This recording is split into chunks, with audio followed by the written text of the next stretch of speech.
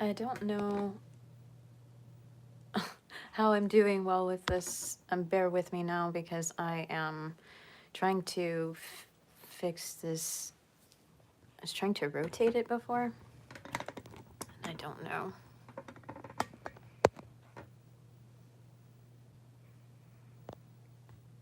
Orientation is locked. Rotate device back. Damn it.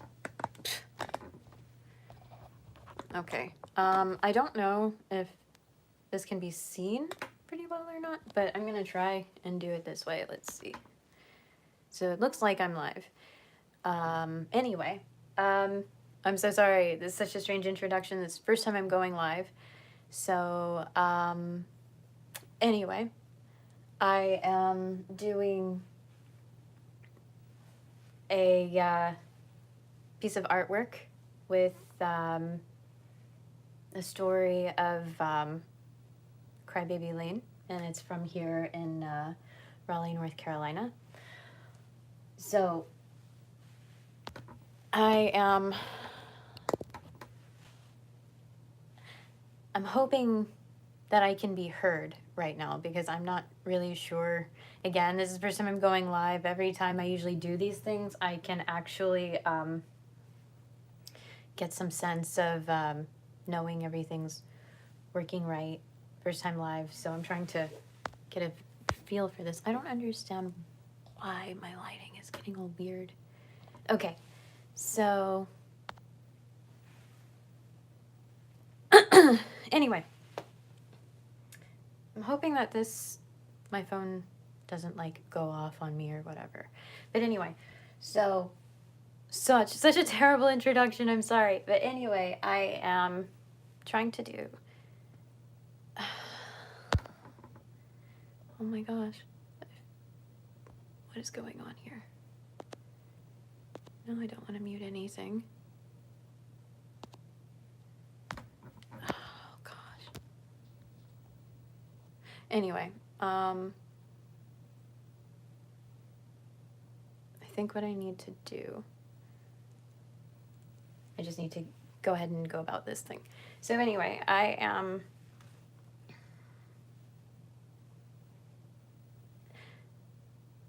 back onto the artwork.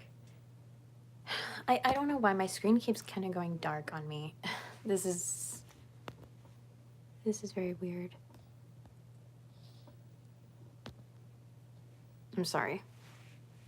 Bear with me. Whoever is watching, bear with me here, because I'm trying to figure out why my screen is going dark on me the way it has been. Like, it plays, and then I just can't. Like, I don't understand.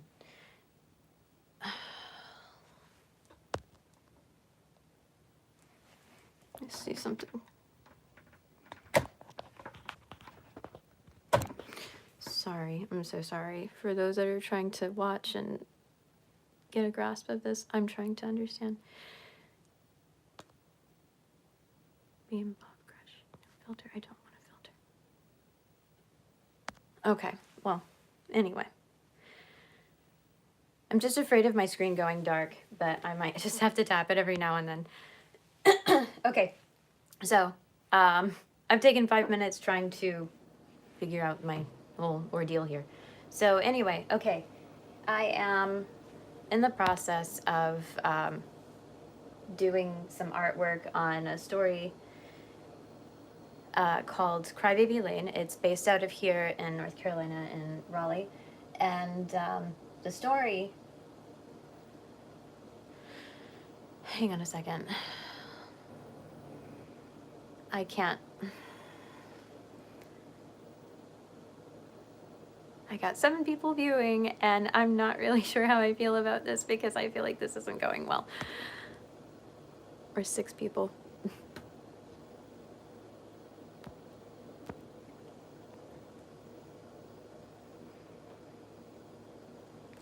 Let me try something here. I wonder if I should plug in something just so it can keep playing, because I feel like my phone just keeps going on and off. Like my screen darkens a little bit, and then I'm afraid I'm gonna lose this when my screen darkens, so I just don't understand that. So give me a second.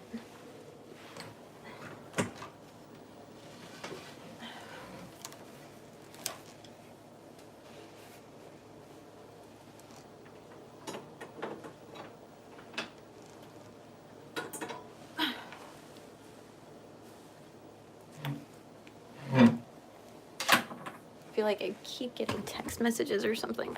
I don't know.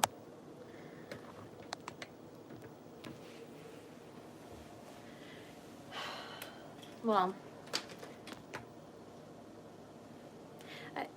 I feel like my phone keeps going dark, though. I don't know. I'm losing viewing because of it, I guess, because I keep going nuts. Anyway, all right, I'll do my best here. And if I get kicked off, just follow me on Instagram. So anyway, I guess, yes, the story. The story is based out of here, North Carolina, and it is of an orphanage that used to exist here in Raleigh. And it's on a path, or not far from a path, that is called Crybaby Lane to this day. But people believe that the path is, I'm not really displaying my art very well. This is not working in my favor tonight. Okay. That's better, sort of. Usually, I try to plan these things a little bit better. I don't usually do these lives. I had my setup. Oh. All right. But anyway, I'm trying to do the artwork of this said place, which is like of a path right here, leading up to where this place is called, like I said, Crybaby Lane. And here in North Carolina and in the South, they have stories of places they call like Crybaby Lanes because of there is a history or lore attached to certain locations because of mothers and their children or girls pass from like tragic incidents at some of locations where there are roads or paths connected to those histories. But I'm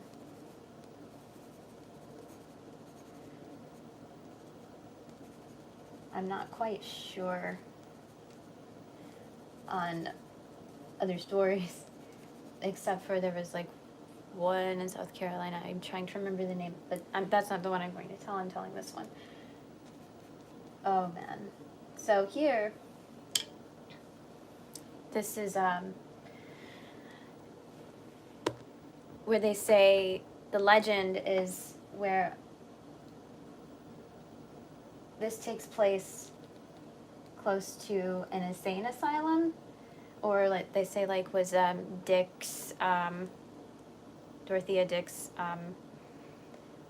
hospital, which was for mentally impaired patients. And one of the rumors, one of the legends that had spread was that these patients had escaped. Some of the patients had escaped one night, and so when they had escaped, that they ran towards the school. Not the school, I mean the orphanage. And they were going to set the orphanage on fire. And that was a legend, that was a story that was told, was that the legend is a popular one where they say these insane patients set that one. That orphanage, Nazareth is the name of the orphanage, that they set the orphanage on fire.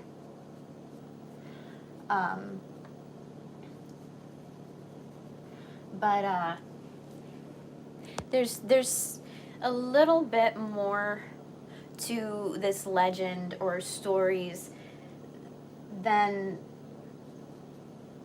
I feel like they're conflicted. Like there's different origins where they say other fires have occurred at this orphanage. And then I found out that some of the fires that took place at this orphanage, that they were in 3 different years. One of the fires took place in 1905, and another took place in 1912, and the other one took place in 1961. So the first fire that took place in 1912, I found out or read allegedly was a dorm fire. And that one had spread from a kitchen fire that took place in the downstairs region of the orphanage, but it spread up and it had trapped like 5 young men that were like those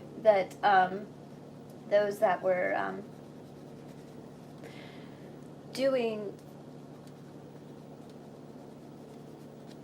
those that were trapped, they were rescued by this one priest. The seminaries, they were rescued by this one priest who had rushed the young men up to the top of the building, of the roof, and his name was John Gladish, and he had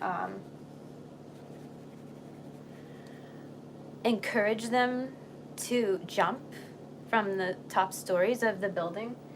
Like, when he did encourage these seminaries to jump, like the 5 or they had survived, but the one that rescued them, John Gladish, he did not. And it was because he fell. When he jumped, he fell and he injured himself.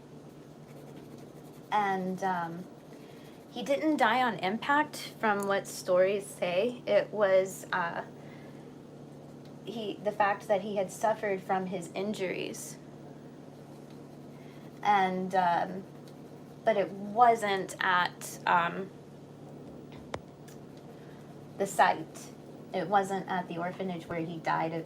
Evidently, he had died in the hospital from those said injuries. And apparently, they say that is like the only death that had occurred at that orphanage, whereas the other fires, everyone else had basically come out unscathed. The only person that was injured in one fire was the I think it was the 1961 fire, and that was in the rectory. And that was when a priest, like his name was Reverend Donahue, and he was on this kick of wanting to get rid of wasps' nests, but they got out of control. And those fires broke out, and they had destroyed what they had called their rectory. And the only person who actually was injured was a fireman, from what they say, because he had sprained his back.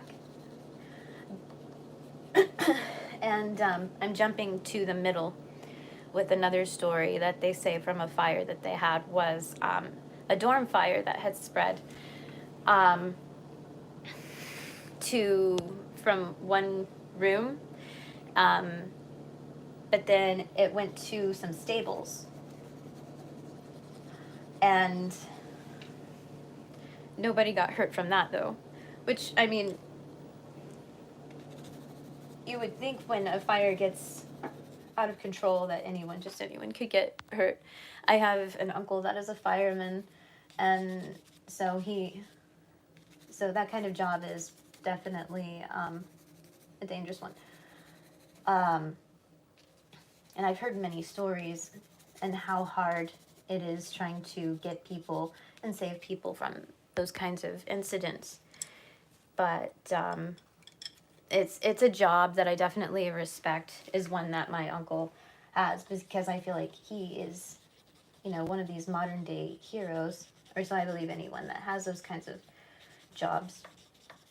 So here I am, like I said, I'm trying to do this artwork of what I see as Crybaby Lane. I'm going to jump back a little bit. Yeah, I know I mentioned that the story of John Gladish, the priest that was killed, that was saving the seminary. I'm not sure if I'm saying that right. The young men that were basically learning to get into priesthood, basically. And so I feel like I have to go back and touch on John Gladish again. I think I did say he was a hero for encouraging the young men that he was working with to jump. And that is very noble. I mean, I can't imagine how he felt, or, in the stories and whatnot, just trying to get out. There's a fight or flight mode when it comes to some of these terrifying situations. And I feel like he he was a hero for aiding his own people in that way, like the guys who were with him, who worked under him or whatever. But I feel like that's what he went through, and what those guys went through is terrifying, really. The panic of being trapped by smoke. And they say that is one of the true stories, to see the guy's name in one of the stories I read about this. Some people have tried to report that it was, one of the legends about this is with embellishing John Gladish's story, was that it wasn't seminaries that had escaped that fire, that it was mostly children. But there were no children involved in that one, evidently. And they tried to say, like, it was a child that died from that jump, from that fire. So I had read some conflicting stories about that. But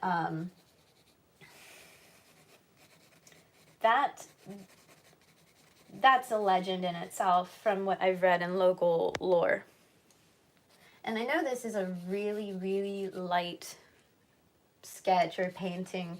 I'm doing watercolor pencils to sort of depict the path that I walked up, because I took a visit to this place. But before I get into that, I have to say people have claimed to have their own encounters at this place. And some of the things that people say that they hear or experience is cries of children, which again is strange considering some of the stories is that they say the children had died from the fires at this place. But then I go back to talking about the story of John Gladish, where he had saved the seminaries and he's the one that perished. So I find that, again, conflicting, but interesting. I don't know. But yeah, people go and visit this place and they claim that they hear cries of children. People say that they smell smoke. And others, some people have said that they've seen like faces and dark shadowy people and whatnot. But the main thing that I've heard was the smell of smoke and hearing cries. Now, like I said, this piece of art that I'm doing is the path that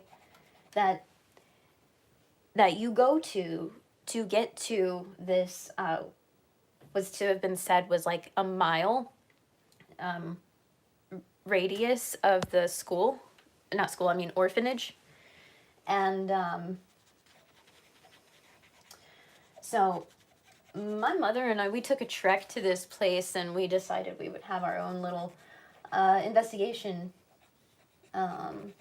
so to speak. We wanted to scope it out, you know, see how spooky it really was, and everything. And I will say, the place was kind of spooky in its own way, because, I mean, come on, it's dark. And also, you have to check your surroundings. You know, you have to be careful. It's not so much about, oh, are there ghosts, but is it safe? You know, my mom and I were looking at the ground, because all around here, when we were there, it was, you know, a warm night. And when we went, it was, it just felt like you didn't even need a jacket. You could wear a short sleeve, but sometimes I still carry a jacket with me. But we were keeping an eye out for, like, critters, snakes and stuff. Because that's more terrifying than the unknown, if you want to say that.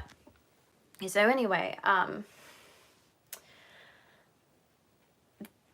we had our own surprise of experiences. I thought, okay, I was just gonna go here and get a couple of videos, or get a video or get some pictures. I wanted to get pictures because I wanted to depict this path. I wanted to depict this in a piece of art here. But what really surprised me, I actually did a little voice recorder. They call it, like, electronic voice phenomenon. So, like, we did some EVPs, we asked some questions. I planned on sharing what I thought I had gathered from that, but unfortunately the feedback is just not that great. However, I will say I do have something that I do plan to share here, that I actually captured on my phone. Unfortunately, I can't share the video because I have no idea how I can share video on a live, but I can let you hear the sound. Because I have it on my laptop. I'll play it here at some point. I'm actually trying to go ahead and shade in some of this with my pen here. I'm going to darken some of the sky, because this is how it was like. Like, the path was sort of lit because of my camera. You know, I took the picture, it was sort of lit, but then everything gets dark when you go down the path, basically. But with going down this path, I had, after using, you know, my recorder, I went back. I'm like, oh, I kind of want to, I almost forgot, I want to get pictures, I want to get video. And so, when I did that, I was describing what was, like, in that mile radius, something about the burning, but I'll play it. Like I said, I said something about the location and the burning, and then I didn't hear anything. I didn't see anything. I only heard stuff once I played the video back after we left. My mom and I, after we had left. And then in the car, I played some of this stuff back. And then I go back to watching the video, and then there's a voice that didn't sound like my mother, and it took me aback. And then my mom, she swore it wasn't her. I'm like, Mom, do you hear that? Because when I'm saying something in the video about the area, whatever, burning, or the histories or something, I'll play it, like I say, in just momentarily. But then the voice, it sounded like a male voice. It said, right here. I look at my mom and she's like, no, it wasn't me. And I'm like, did I really hear that? Is that really real? So I'm still shocked. I still don't know if I really believe it. I was hoping to come here and be like, oh, I just saw, this place. I don't know if any of it, is la la la true and whatnot. But once I darken this a little bit, I'll go ahead and pull that video up. And then I'll play the sound clip so you can actually hear it. But before I do that, I'm just going to go ahead and shade this in some. I know it's a really light image. It's not like, I think like when I go up here, I can kind of shade it a little bit darker, because like that's usually the case going into talking about art and how art things work, portraits, paintings.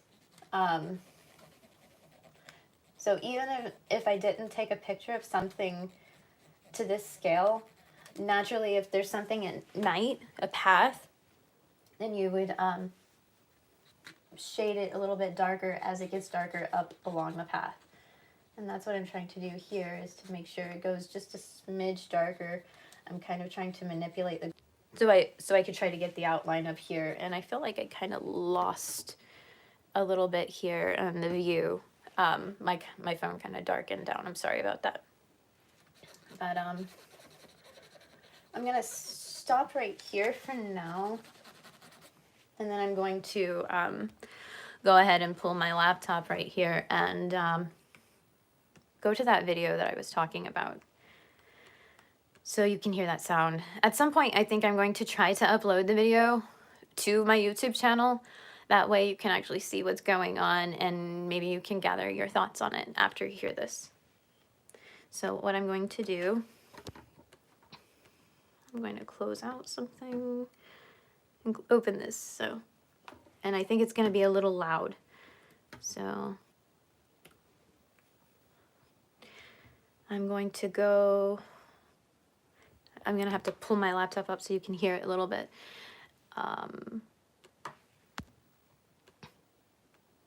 So here we are. Crybaby Lane. I just did a little investigation.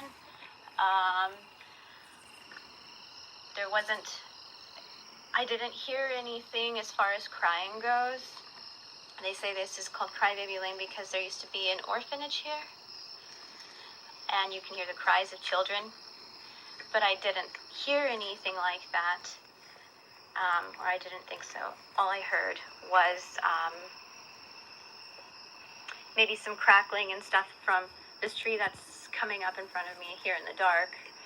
And they say you can smell the burning smell from the building of the orphanage that burned down. Right here. Huh? Yeah. The snakes are still out. Yeah. And I know So, before my mom said the snakes are still out, and then she was trying to say something. But then I don't know if you heard before I said, huh, and then I'm describing something. It sounds like a male voice saying, right here. I don't know. That's what I think. That's what my mother thinks. So yeah, that's my experience. And again, I wasn't expecting anything. I wasn't expecting that. But what's interesting, going that night, when I had gone back to kind of refresh on this information, like with the 1905 fire, apparently I went there, my mother and I went there to sort of scope out the place the night before the 118th anniversary of that 1905 fire. I didn't really think too much of it, but that is kind of interesting now that I think about it. I mean, some people believe, like, when there's an anniversary of deaths or traumatic incidents, that there's, like, energies and residual, like, memory patterns stuck in surfaces. like the places have like feeling and of origin or something of this sort. But I mean, who knows? I will admit I do have my some of my views, and that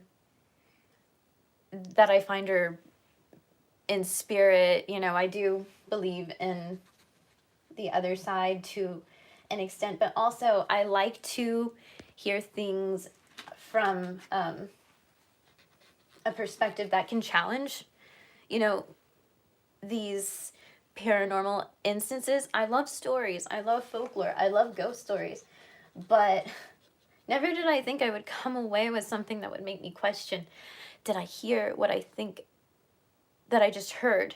Which was that thing that I played. Like hearing a male voice. And some could probably say, could that have been the voice of John Gladish, the male that had died in the 1905 of the injuries from the 1905 fire? Who knows? I don't know. I mean, it's pretty crazy. Again, like I say, like stories like that, it's pretty sad. No matter, you know, the instance, whether if they say, you know, ghosts are haunting the place, or there is it's tragic, you know. Loss is tragic, and fires are scary. But like I say, what's interesting is that there is that fiction where they say, or lore, where children were attached to these fires, children were hurt in these fires, but I don't know, you know, how much truth that is, or is that just a lore kind of thing. I will admit, at one point, my mom and I were like, was that a car screeching that we heard, or did we hear like a echoing cry?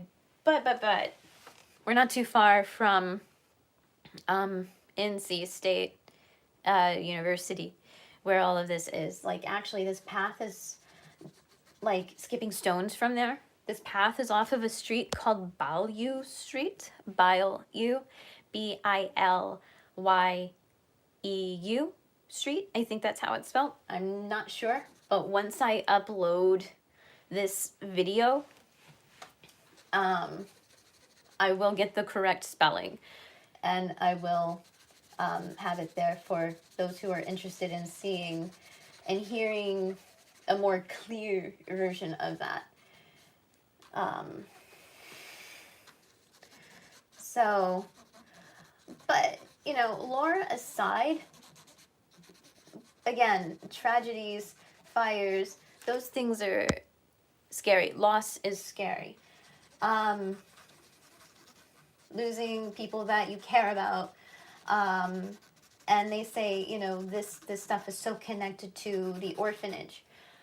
Well, the thing that I find really, how would I say,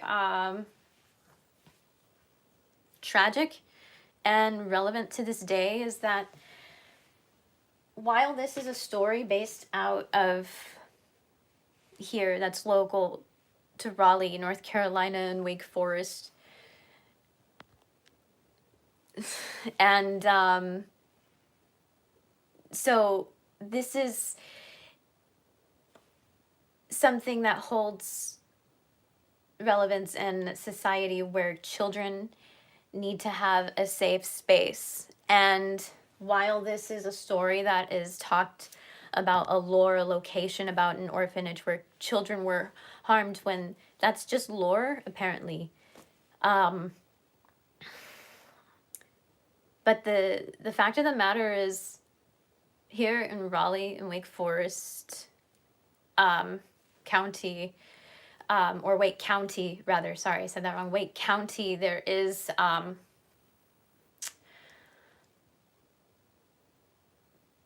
problem with orphanages. There is a problem with foster care, that they are overrun.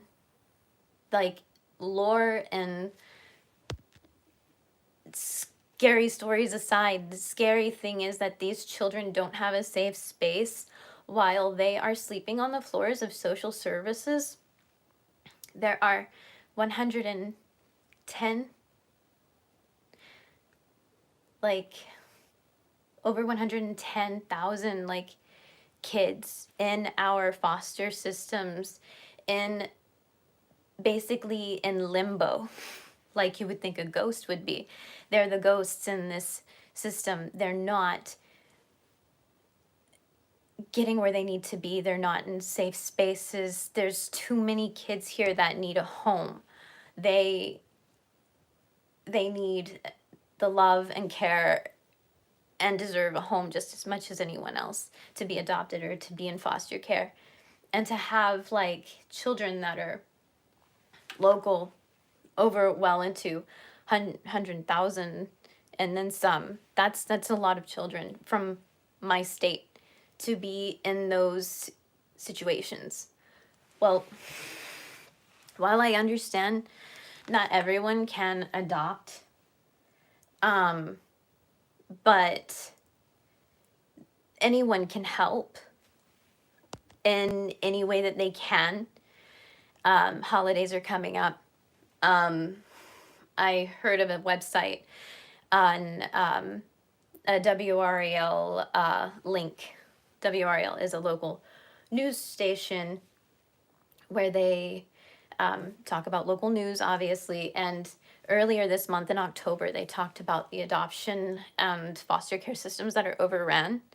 And they had brought up a website that people can go to and that they can provide information at this website for anyone who wants to volunteer or reach out or donate to this nonprofit organization.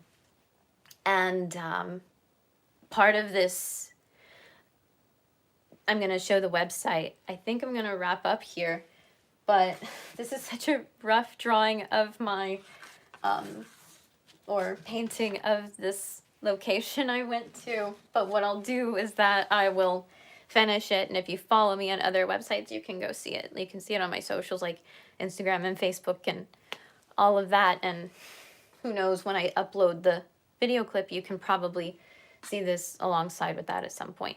But first, what's really important is this website. If you want to donate or volunteer for foster care, there is a site called www.homesweethopenc.org. Like I say, they have information about volunteering and donating. But here's, if I can get away from the ring light here, it's www.homesweethopenc.org. And of course, if you're not following me, you can follow me at La Hechicera del Horror, Whitscraftngore. And of course, you can find my sites and socials going to my link tree. So yes, like, subscribe, share, and all of that if you're interested. Usually when I'm doing these things, I try to make more detail into the artworks, but I haven't done these live things in so long, especially to the extent that I have done them tonight. But thanks to those who are watching, and I feel like I said, there was more to these stories. When I try to tell a story in my channel, I like to talk about not only what's folklore or scary or what's a legend, and then bring up a relevance to that in today's society that is more alarming than the actual stories. But thanks to those who have tuned in, I think I'm going to call it a night. And hopefully I'll share something else another time soon, and I'll have some updates on everything else here soon too. Happy Halloween.